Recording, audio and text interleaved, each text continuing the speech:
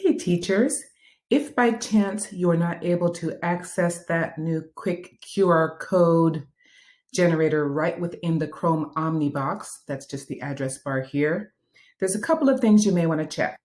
One, make certain that your Google Chrome browser is up to date. So in the top right-hand corner, click the three dots, go down to Help, over to About Google Chrome,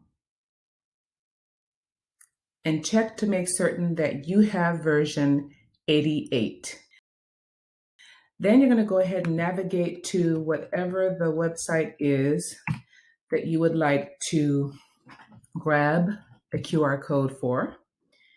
And I ended that sentence in a preposition, sorry. Okay, so here is a link that I want to grab, and there is no QR code.